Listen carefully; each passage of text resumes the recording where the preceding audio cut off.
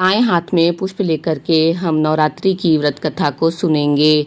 एक नगर में एक ब्राह्मण रहता था। वह माँ भगवती दुर्गा का परम भक्त था। उसकी एक कन्या थी। ब्राह्मण नियम पूर्वक प्रतिदिन दुर्गा की पूजा और यज्ञ किया करता था। सुमति अर्थात ब्राह्मण की जो पुत्री थी वो भी प्रतिदिन इस पूजा में भाग लेती थी। एक दिन सुमति खेलने में व्यस्त होने के कारण भगवती पूजा में शामिल नहीं हो सकी। यह देख करके उसके पिता जो थे वे उसके ऊपर बहुत ही क्रोध में आ जाते हैं।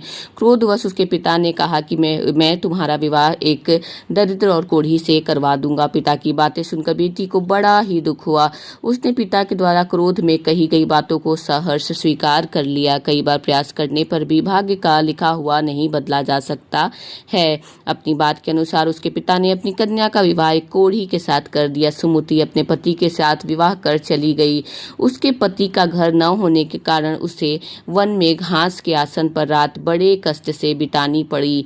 गरीब कन्या की यह दशा देखकर माता भगवती उसके द्वारा पिछले जन्म में की गई उसके पूर्ण प्रभाव से प्रकट हुई और सुमति से बोली कि हे कन्या, मैं तुम पर बहुत ही प्रसन्न हूँ। मैं तुम्हें कुछ देना चाहती हूँ, मांगो क्या मांगती हो। इस पर सुमति ने उनसे पूछा कि आप मेरी किस बात पर प्रसन्न है। कन्या की यह बात सुनकर देवी कहने लगी कि मैं तुम पर पूर्व जन्म में तुम्हारे पुण्य के प्रभाव से प्रसन्न हूँ।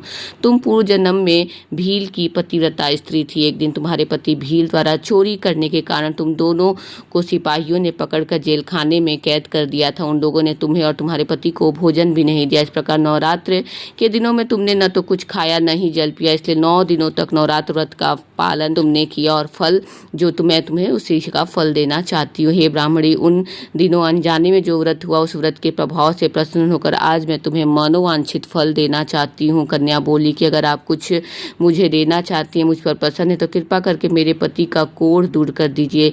माता ने कन्या की यह इच्छा शीघ्र ही पूरी कर दी। उसके पति का शरीर माता भगवती के कृपा से रोगहीन हो गया। यहाँ पर कथा समाप्त होती है। अब हमने जो अपने दाएं हाथ में पुष्प लिया था वो हम माता रानी के चरणों में समर्पित कर देंगे।